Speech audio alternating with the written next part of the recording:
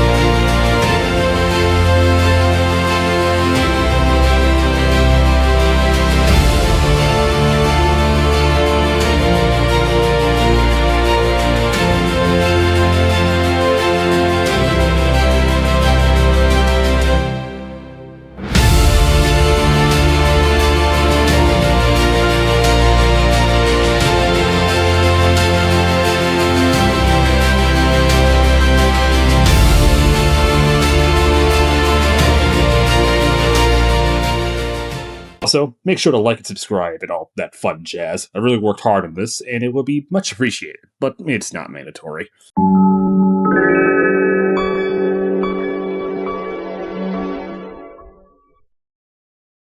For this act, I'm going to try and get to the underground as quickly as I can, since there are no legendaries to be found. But since I have around 18 minutes of clips for this and the next act alone, I've got my work cut out for me. After the Goblin grabs the Ghost Flower Bell Bearing, he makes his way to face off against one of Nokron's denizens, the Mimic Tier. But since it copied the Loot Goblin, it also has his crippling allergy to getting murdered. With that lovely bit of self-therapy out of the way, the Goblin lights all 6 of these fires and makes his way to fight the Regal Ancestor Spirit. So let's talk about the Ruin's Greatsword when we fight it.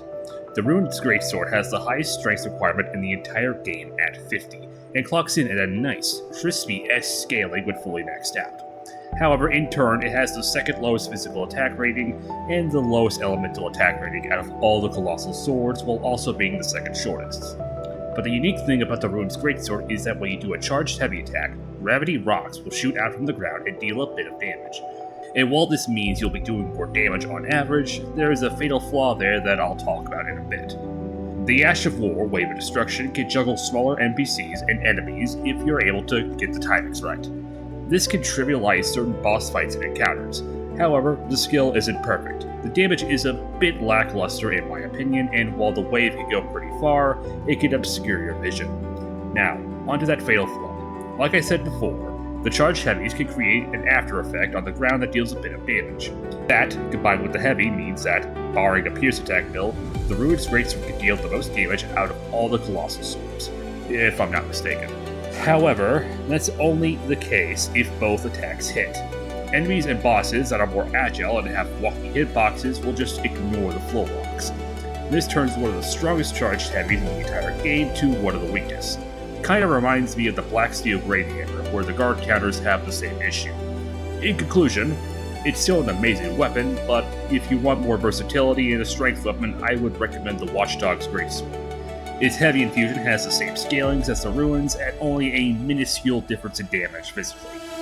Now with the Ancestor Spirit being turned into deer jerky, let's go ahead and, actually do Ronnie's questline since I just now remembered it. So after pressing a dual soft spot until she decides to leave, the Goblin, quite fittingly I might add, decides to sell his soul for a chance of a rare weapon. Oh, and a chance at love too, I guess. His mission is to utilize his skills of busting into private property to steal something called a Finger Slayer Blade or something like that. While here, the Goblin takes a slight detour to grab the Mimic Tier Spirit Ash. This is a surprise Muska tool that will help us out later. What were we doing here again? Oh yes, the Finger Slayer. The Goblin can't use it for some reason, so I guess there's literally no reason to not give it to Ronnie. And my reward for risking my neck for a glorified paperweight is her arts and crafts project that she made while in high school. Fair trade, if you ask me. Well, actually, this arts and crafts project is actually a key we need to flip this tower here in Liurnia, as that is the only way we can enter into the Divine Tower in Liurnia. And while there is no great room to draw out its power, there is something we need at the top, the Curse Mark of Death. We're going to need it to fight Forsax. And to fight him, we're going to need to get into the deep root depths. And at this stage, we need to get past the Valley of Gargoyles. And while I could show footage of that, again, almost 20 minutes of clips. So with that, the duo goes down and we find ourselves under the capital. We're going to go ahead and open up the arena to fight the Lich Dragon now while we have a weapon that can cheese the NPCs. Because now we have to face off against Fia's Simps. Fun fact, the first NPC, the last two, are actually the builds used by players when they beat the boss. So if you see a green buffoon wielding a rock, my bad. You can see here that the Ash of War is good at juggling NPCs, as I've said before. However, you gotta make sure to time it just right if you want to keep it going, as these guys can and will dodge the attack and blast your back out, as shown here. Second time around was much smoother, though I did have to waste some time running around before I put Lionel's ghostly ass back into the ground. With that done, we can finally head on over to the Ainsel River and talk to this peculiar-looking doll. Apparently, it's Luke Goblin's boss, and he needs to kill a baleful shadow or whatever. Okay, easy enough.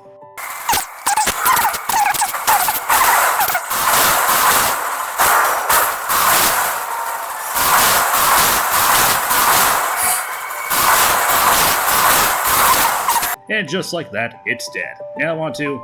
oh look, Cancerland. Everyone loves Cancerland. I love it so much that I can feel every strand of DNA deconstructing piece by piece. Hopefully what's in here is more... oh. Well, if I could give Estelle credit, it has the bad hitboxes that people say Dark Souls 2 has. Honestly, not a lot to talk about. It's Estelle, so whatever. It is probably the worst boss to use the Rune's Greatsword on, as it almost always avoids the floor box, but that's a given. I died 2 other times to this guy, so I feel like I've said my piece about the runes. So here's the goblin killing this alien thing.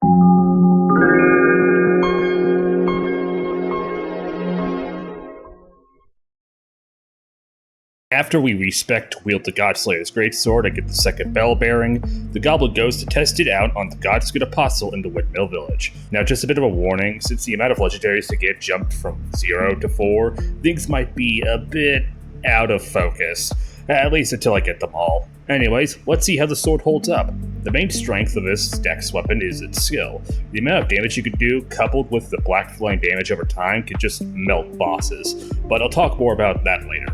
But for now, we slay this Godsgood. Oh hey Margaret. Bye Margaret. Let's go ahead and check off one of those legendaries, that being the Black Knife from the aptly named Black Knife Assassin outside of the Hero's Grave in Altus. Now, Black Knives are relatively tricky to get a hit on, as they like to dodge your attacks. However, an easy way to deal with them is to wait for them to do their jump attack, and then backstab them while they're recovering. Keep doing this on repeat, and that Black Knife should go down easy. And while we're at it, we're gonna get Kristoff. Alright, now let's talk about the Godslayer's Greatsword. The Godslayer's Greatsword is one of only 3 dex-based colossal swords, with the other 2 being the Zweihander and the Fire Knight's Greatsword. And speaking of the Fire Knight's Greatsword, it and the Godslayers have the same unique light attack combo. It's faster than the standard combo, and it looks really cool, though its physical attack rating is one of the lowest out of all the colossal swords. Its Ash of War, the Queen's Black Flame, is the real standout here. When used, you slash twice with the blade, which is now coated in Black Flame. You can hit enemies 3 times with the Ash, but the first one won't do as much damage and it won't have that Black Flame effect. Also, the skill has some hyper armor while using it. How much? I'm not too sure, I couldn't find out. But I got hit while using it a few times, and I didn't get thrown out of the animation, so yeah. The Godslayer's Greatsword is genuinely one of my favorite weapons in the game. There's a reason why I gave this thing an S rank. Though there is a flaw here, as in the DLC, Black Flame and Destined Death got a huge nerf when used against bosses, and while I didn't use any of these weapons that could afflict those effects in the DLC, it's still important to point out, and in my opinion, the Godslayer has enough raw power to be effective despite that fact. With the Godfrey icon in hand, let's acquire our second legendary here at the Shaded Castle. And while here, we nab the prosthesis and go to face the Bell-bearing Hunter. And while I have been consistently kicking this guy's ass, that doesn't mean I can't take things easily, as all it takes is one moment of greed to end this fight, and not in my favor. The Goblin uses the Ash of War sparingly, and only when he knows he won't be punished. And after a tense back and forth, he takes down Elmer in his own home and rips his sword from his hands. With that done, the Goblin decides to give that prosthesis to that homeless lady from before, and wouldn't you know it, she goes on to live a happy and fulfilling life.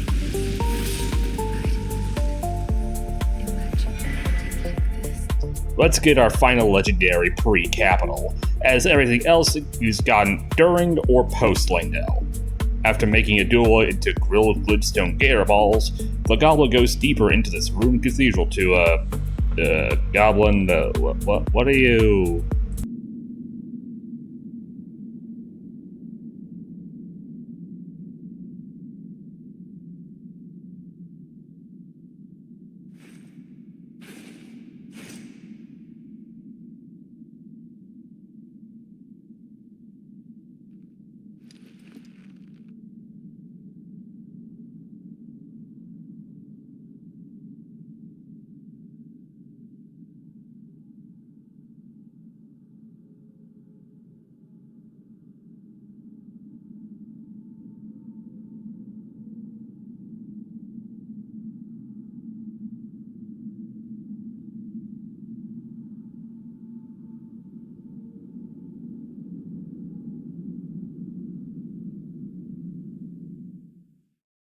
Huh. I guess he found love after all. Or maybe he just wanted the sword. Either one. Oh, he got Teach's ashes too. You know, let's murder Elmer one final time. Think of it as a bachelor's gift or something. I'm gonna miss that guy. With the Gatekeeper dispatch, the Goblin makes his way into Langdell proper, and treks his way throughout this oddly decrepit place before coming to face with the golden shade of the first Elden.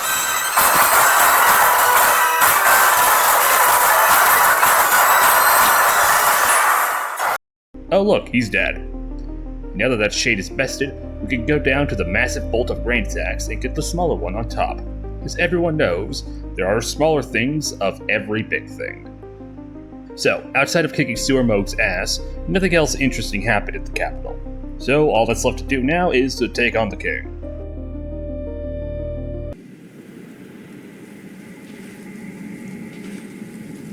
Graceless, tarnished.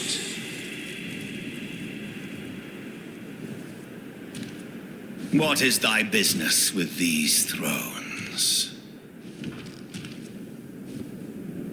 Ah, Godric the Golden. The twin prodigies, Mikola and Melania.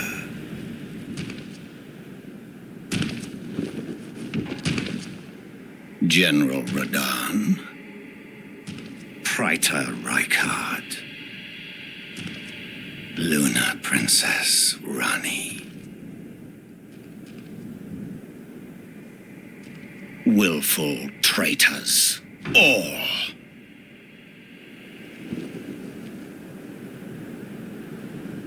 Thy kind are all of a piece.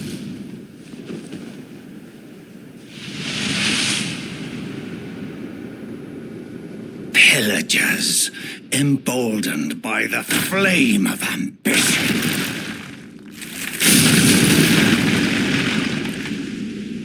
Have it writ upon thy meager grave. Felled by King Morgoth. last of all kings. Morgoth is extremely quick and agile, and though he may not have that much health, the Omen King can quickly dodge out of the way and retaliate with a devastating attack if you're not careful. The Goblin can usually get 1 or 2 attacks off before he's forced to retreat.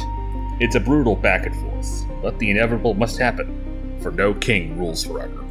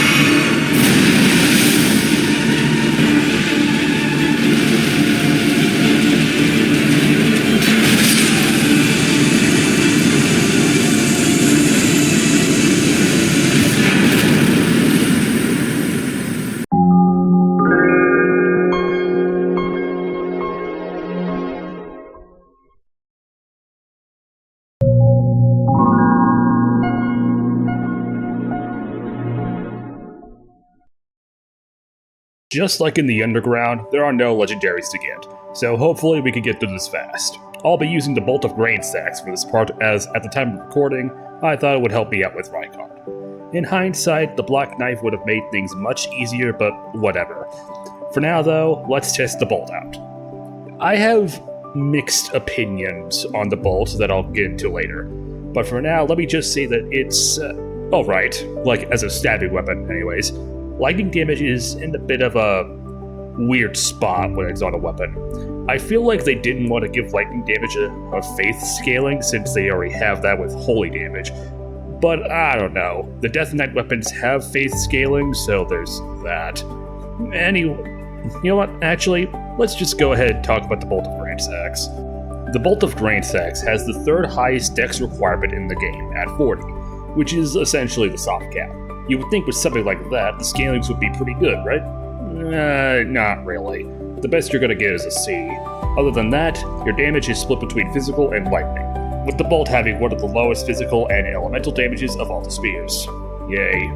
Oh, and it deals more damage against dragons too. I mean, that's pretty good, but there's not a lot of dragons out there.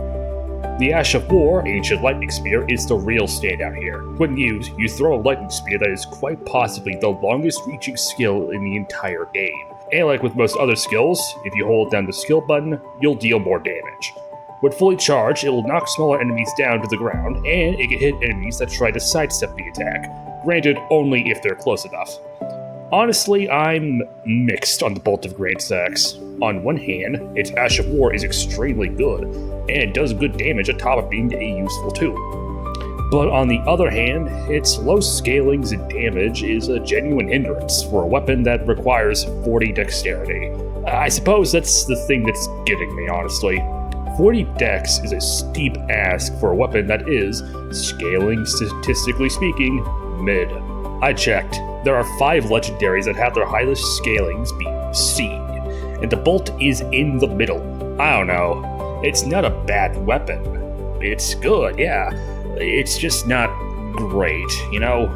With that yap sesh done, the Loot Goblin rides on down to the Volcano Manor to gain access to it, before going out to do some errands. First, he goes to the Wine Dam Catacombs to get the Lightning Scorpion Charm on the other side of this imp statue. And then he killed this Magma Worm for levels after getting the Fire Scorpion Charm, after it was no longer useful.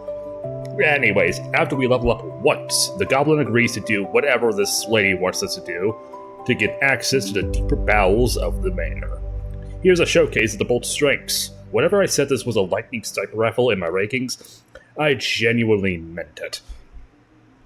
The Goblin races the bridge shortcut and goes off to face the Godskin Noble. It wasn't too hard of a fight, despite it looking otherwise. I did kinda choke during the rolling attack, but I wasn't punished too hard for it. And just like that, one last stab to the kidneys is all we need to bring this noble down.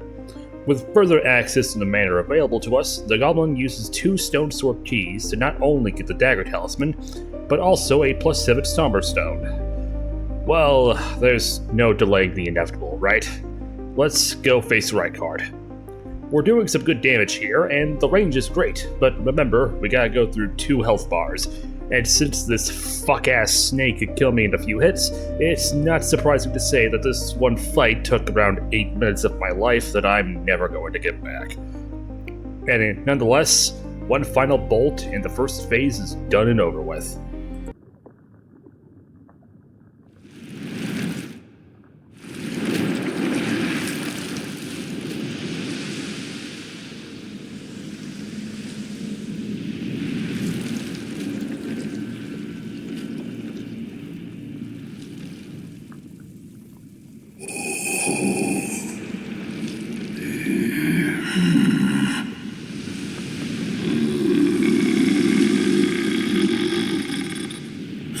Very well.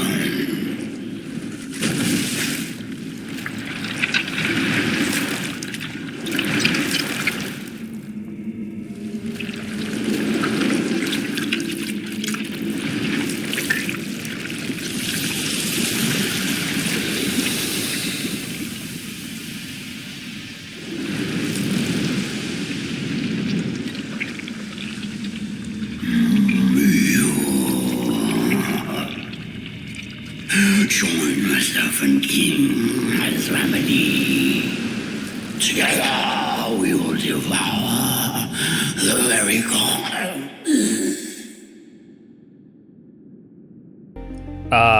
Phase 2, where I realize that I won't be winning this fight. Even if I play things perfectly, I simply don't have enough blue flasks to get through this, and even then, I just simply haven't fought Rykard enough to play this part perfectly. Thus, I suppose that defeat is inevitable. Now we can devour God together. No. You know what? No. I refuse. I load my save where I've already beaten the game, and with my new powerful loadout, I was doing the exact same amount of damage because I still only have 40 dex. Near the end of the first phase, I summoned Olga as a bit of a distraction, but I fucked up at the second phase. Attempt 2. I summoned Olga immediately, so that way they could serve as a distraction for me, and with a bit of dedication, we make our way back to the second phase. And it's here that I find out that the bolt range does indeed have a limit. Neat. Anyways, I'm just glad I managed to right this ancient wrong, once and for all.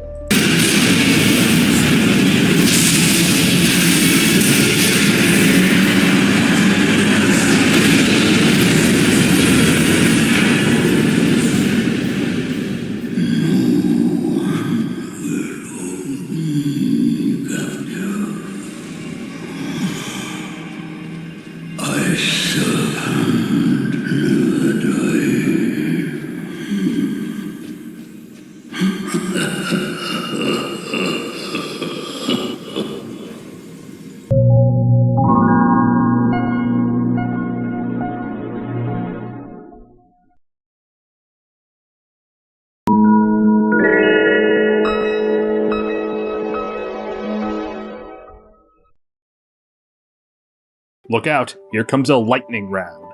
I'm just going to go ahead and go over the Black Knife real quickly, as I'm going to go over 2 weapons this act, and Fortisex is going to be my target. Well, that's 2 more reasons why I should have done the bolt here. Anyways, the Black Knife has an almost 50-50 split between physical and holy damage, which normally would be a hindrance. However, since you could get this thing before fighting any bosses, minus the Black Knife Assassin, provided you could put in the lead work into getting the damn thing. It's not the end of the world, after all. The Black Knife also has a unique multi-hit charge heavy, so a multi-hit build could do some wonders here, though keep in mind of your range, or lack thereof. Also, since it has low base stats and it's more of a dex weapon, it works really well if you want to use it for a miracle build. But you're probably only going to use it because of its Ash of War, Blade of Death. Blade of Death allows you to shoot out a distant death projectile after jumping into the air. What makes this skill amazing is that not only will it do damage over time, but it will also take out a decent chunk of health when it first hits. This alone puts the Black Knife at the top of many people's best weapon lists. Destined Death is genuinely busted in the base game. Not so much in the DLC, I never really used any of the base game legendaries there, but I would be remiss if I didn't mention that. I'll go more into detail how I view the DLC in the perspective of the base game legendaries next video, but for now I'll just say that unless it was an intentional nerf like the Destined Death and Black Flame stuff, I didn't really take the DLC into account when ranking the base game legendaries. All except for one, but I'm getting a bit ahead of myself. With Fortisax fortunately finished off, the Loot Goblin makes his way to the rolled elevator and delivers Destined Death to its destined doorman before arriving at the mountaintops of the Giants. I'm going to switch over to the Eclipse Shuttle once again, as the Goblet stats are good for it, and I've already killed a Remembrance boss with the Black Knife. But before that, I'm going to give this Deathrite Bird a piece of my mind. Holy damage is going to become obsolete very quickly after the mountaintops, so I'm going to enjoy killing every boss that's weak to it. After we kill it and use the runes, we get to level up once. The Goblin runs past all the dangers here in Castle Sol and bursts into the Church of the Eclipse to take the Eclipse Shuttle. Let's go ahead and test it out here in the Mountaintops Catacombs after we upgrade it. Fun fact, out of the roughly 4 hours of footage, 30 minutes were spent here. Fun. Alright, let's test this thing out. I'll go more to this weapon when I get to Nile, but this thing is just bad. It's not unusable, don't get me wrong, but there are way better options that you can get way earlier in the game. Like the Black Knife, for example. Again, I'll talk more about that later. Believe me. So after we murder this frozen dragon of the lakes, steal both its runes and its heart, the Goblin goes back to Castle Sol and faces off against its custodian. So, let's talk about the Eclipse Shuttle. Not only does the Eclipse Shuttle have an exact 50-50 damage split between physical and holy damage, and has the second lowest physical and elemental attack of all the curved swords, but it's also the second shortest curved sword. Now, because it's a shuttle, it bypasses blocking enemies, letting you do more damage than you normally would if they, well, blocked. But there are barely any enemies in the game that actually block, and if they do, they usually use the guard counters. The Ash of War doesn't get any better, as Death Flare is just bad. Death Flare covers your weapon in Dark Flame that not only adds holy damage, but also gives the shuttle some Deathblight buildup, and a second use of the skill will make you send out a small Death Flare. While this does sound strong on paper since Deathblight can insta-kill you, keep in mind that almost all enemies are immune, and the ones that aren't have, and I shit you not, 999 Deathblight resistance. And because the skill only gives you 70, they're going to be dead before you get close. In fact, the same can be said for PvP too. It's just not good. Yeah, this weapon is just ass. Like straight booty cheeks. And as I said before, there are just way better options for holy damage weapons that you could get way earlier. Like before the Black Knife, but also anything with the Sacred Blade Ash of War. The Bandit's Curved Sword with Sacred Blade will give you more damage to the Story Sword of Castle Sol. Genuinely speaking, since you have to wait so long to get this weapon, the Eclipse Shuttle is just disappointing. There's no other way to put it. But anyways, with the commander dead and the second half of the Haligtree battalion taken, the Goblin finishes off one little task before facing off against the Fire Giant. I'm gonna level with you guys. There were like 30 minutes of attempts to fight this guy, so I'm just gonna save all of us the trouble and focus on the winning attempt, because I might have an aneurysm talking about fighting mid with mid. The Fire Giant isn't the worst boss to finish off with this weapon, believe me, there are worse options. However, the shuttle's lack of length means the Goblin has to stay extra close to the Giant's foot to keep dealing damage, and since this big red bastard is unexpectedly more agile than he looks, he misses a lot. The Loot Goblin chips away at this giant's tanky-ass health pool, again, mid against mid, before he finally cuts the big guy's Achilles heel.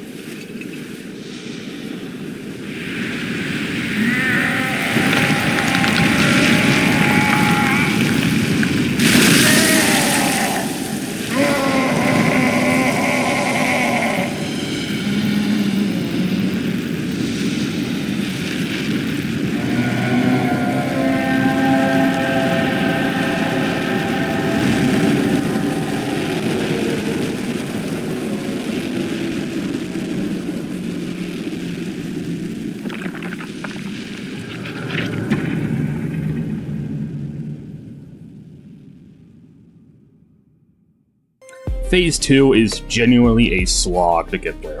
Not only does the bastard keep rolling away, but the weak point is now at his arm, which is very dangerous to try and exploit. Though, annoyances aside, the goblin whittles the giant's health down more and more before he turns the giants from endangered to extinct.